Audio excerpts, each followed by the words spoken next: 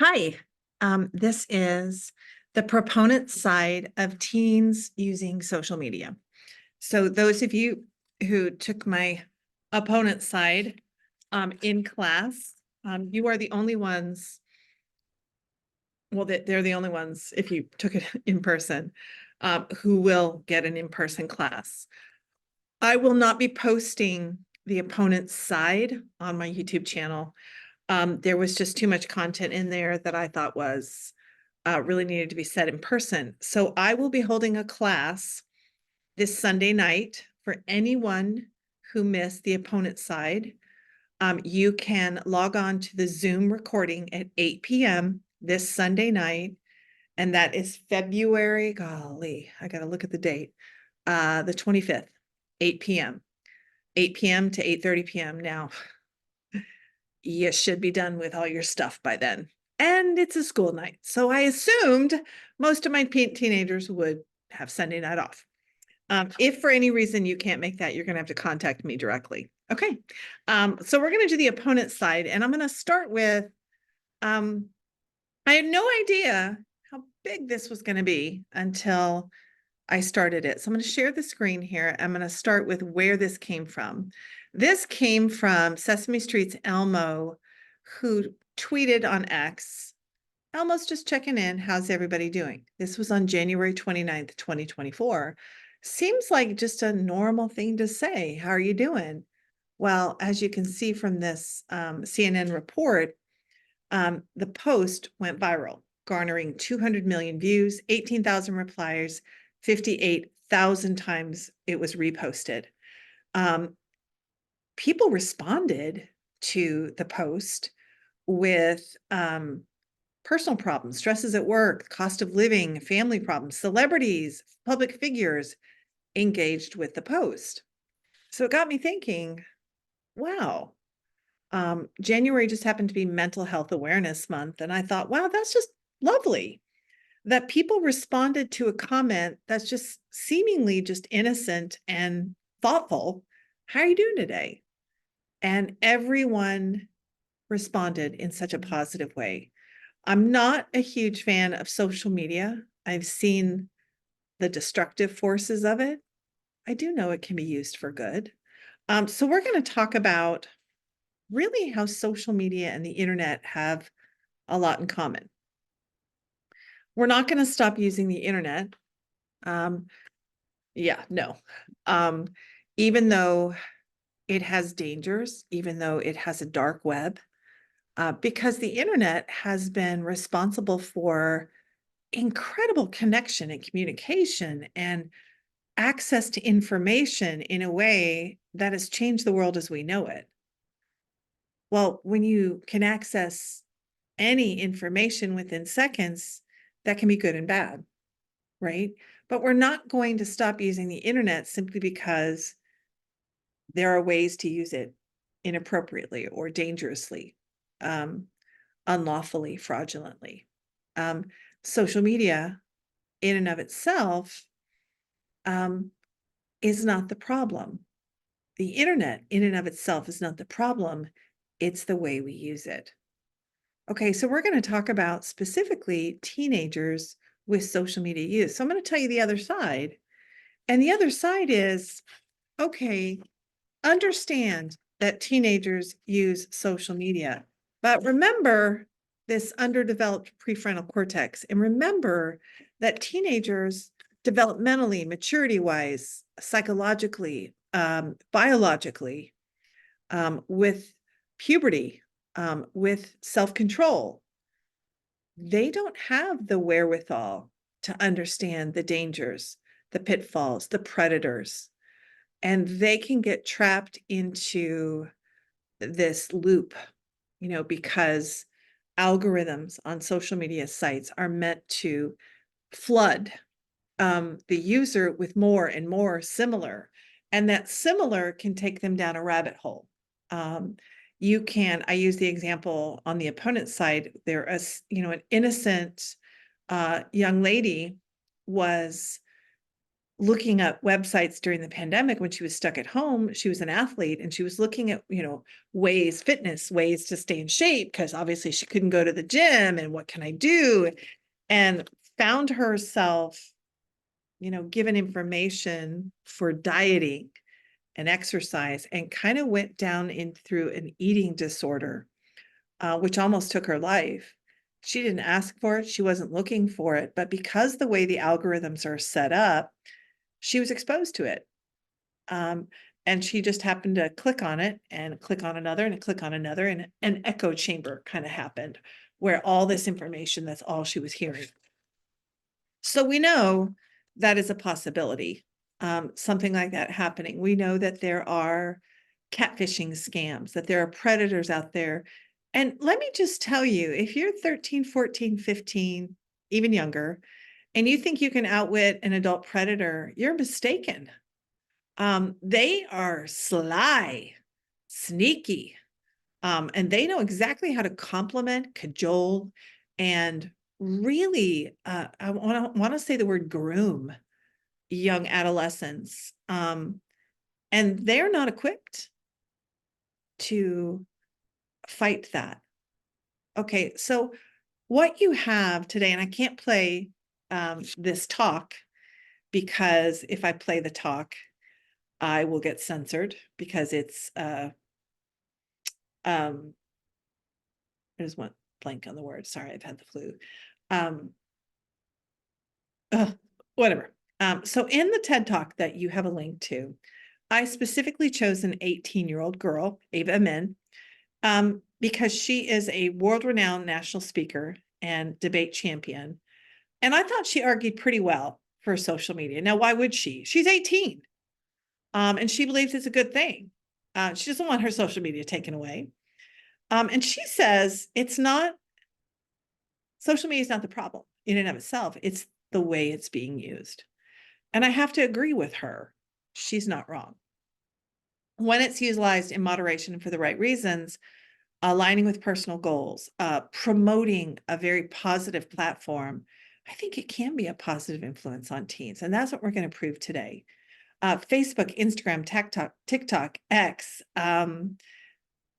their main goal is to earn profits. So don't think for 1 minute they're giving you a product, and they're going to protect you with that product.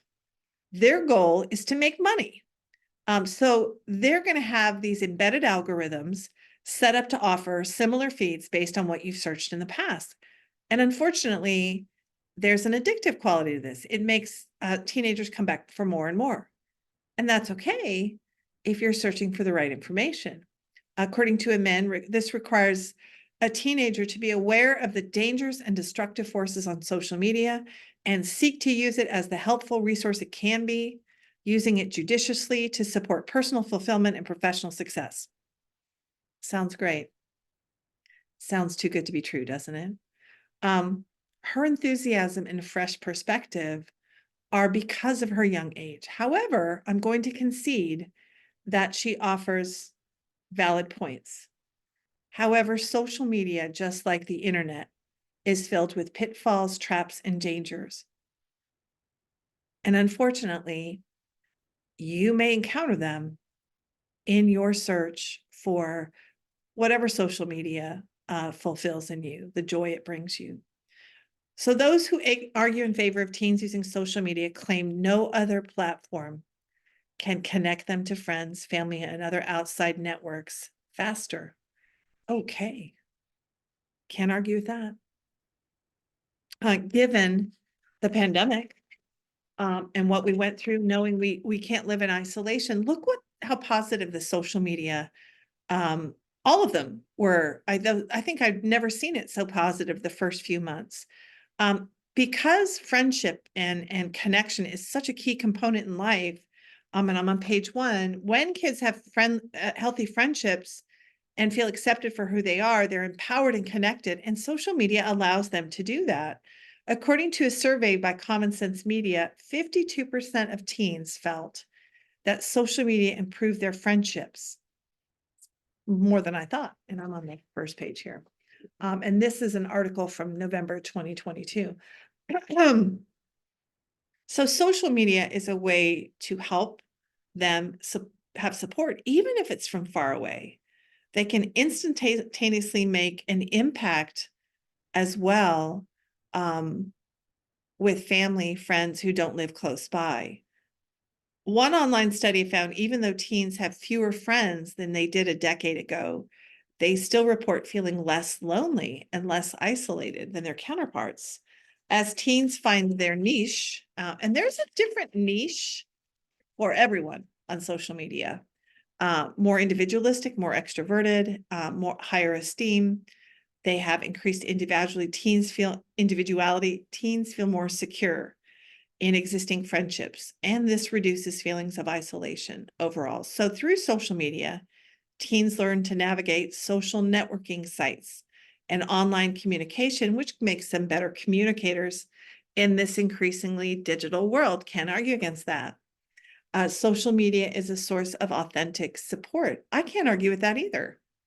I had a conversation with the students in my class. I said, how many of you really connect with your high school friends on social media pretty much every day? And most of them said yes.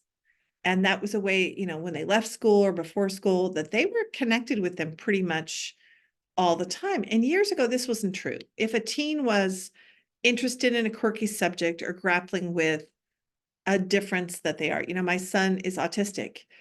He loves Legos. And I didn't know if you know this, but there's, a group that loves Legos. There's usually a support group for everybody out there. Teens through social media can connect and share similar interests, desires, and concerns, and really find authentic support and feel validated and secure in who they are. And this is also true if you're dealing with something you don't want mom and dad to know. Teenagers, when they're experiencing issues, vaping addiction, very real, an eating disorder, by the way, eating disorders are through the roof with body image issues from social media. That's the other side. But you're not going to tell mom and dad you're dealing with an eating disorder, but maybe you can through the anonymity of a social media site, because people don't know you, they don't know where you live. Find a support online without ever having to leave your home, without ever having, to tell mom and dad. And maybe that will spur you. You realize you do have a problem to tell mom and dad. So there's an example here in a Reddit Minecraft community. One of the gamers admitted to feeling feelings. I'm not going to say the word. It's on page 2. And well, he wanted to take his own life. And 50 of the users used voice conferencing to persuade him to get help, to think again. This is a perfect example of how social media and technology can really aid someone. Yeah, you can get someone help.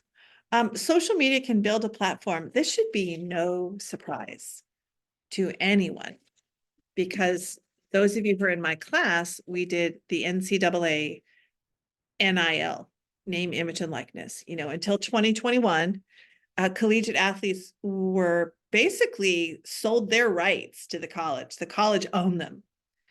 And they fought and said, you know what? I'm in college for 4 years. I may not ever play sports again.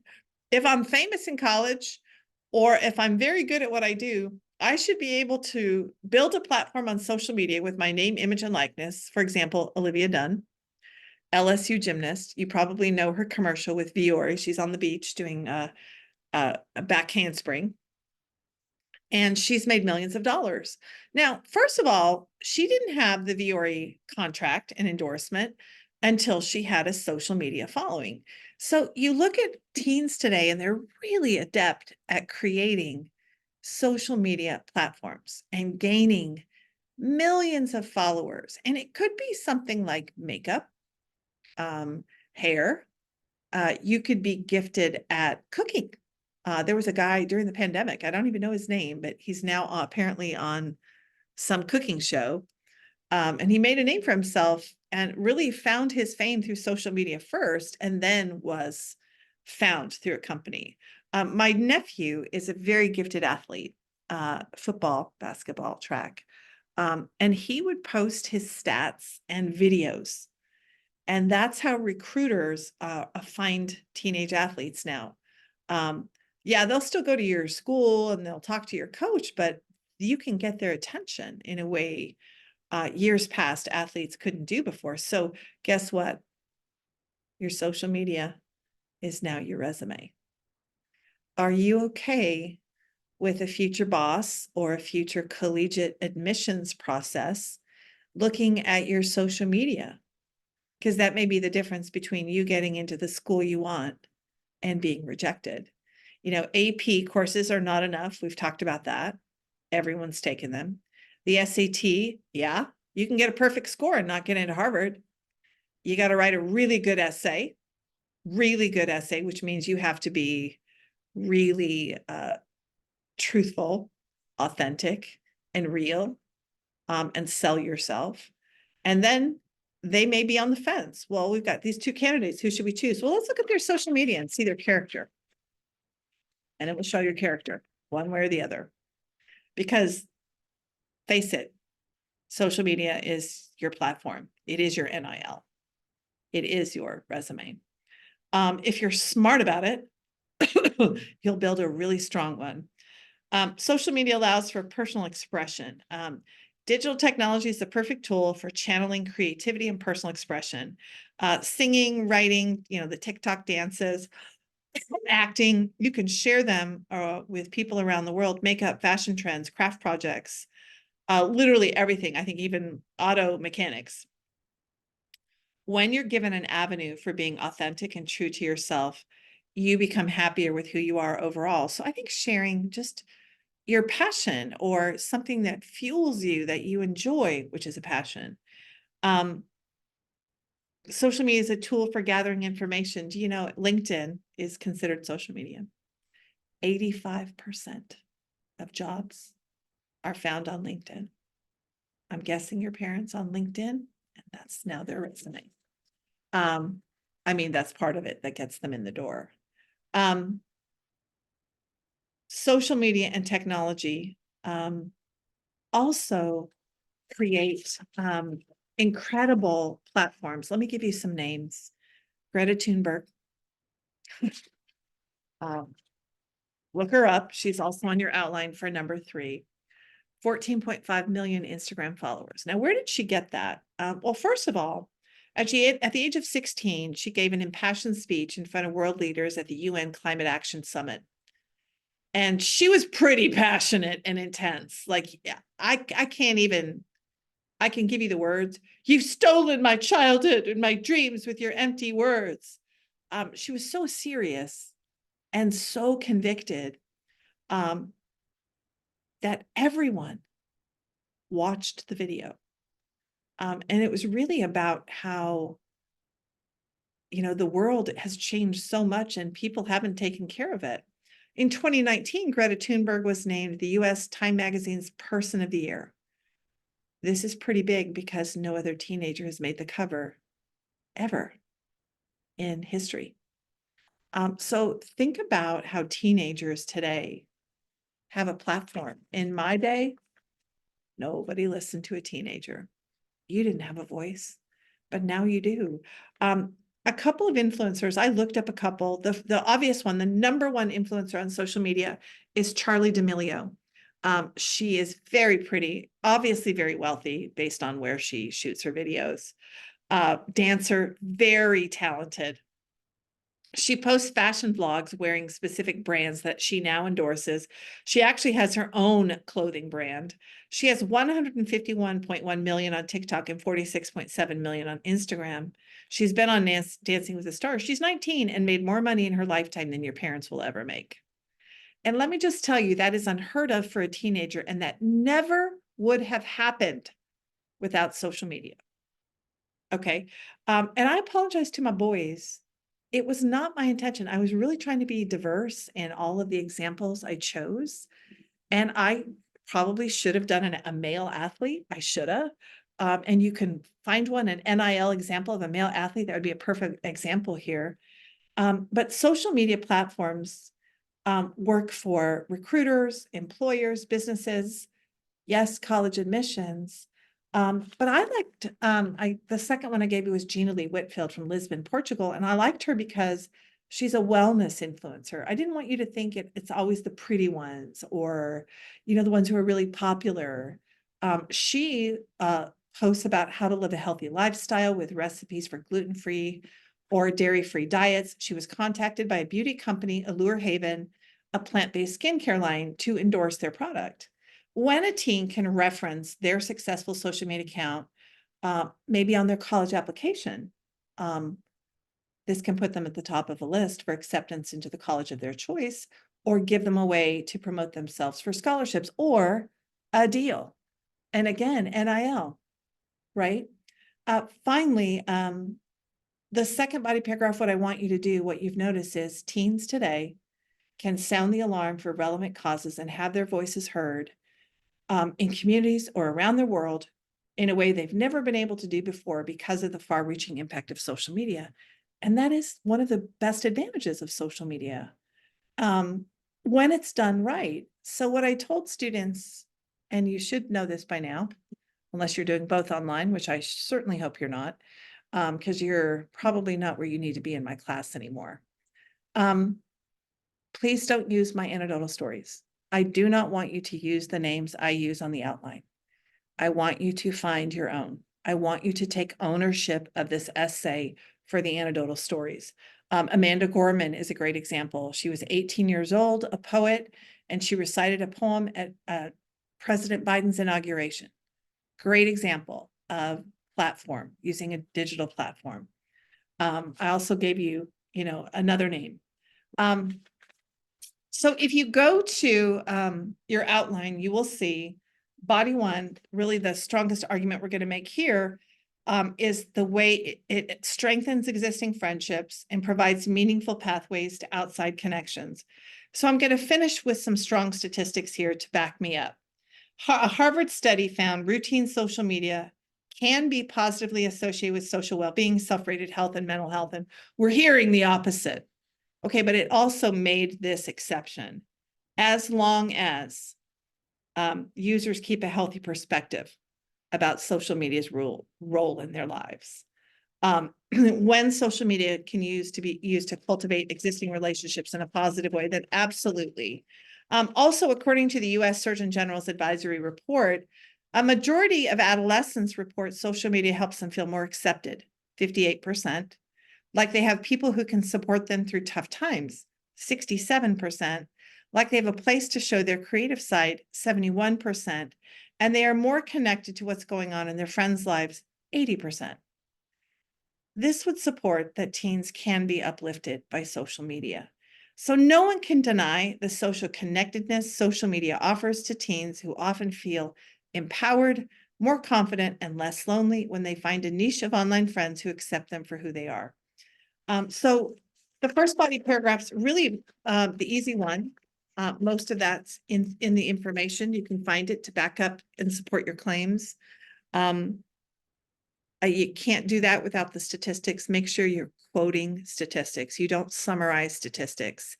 They have a lot more power, especially when you know where the statistics come from, rather than summarizing them. Please do not use my anecdotal stories. Do not use the names on my outline.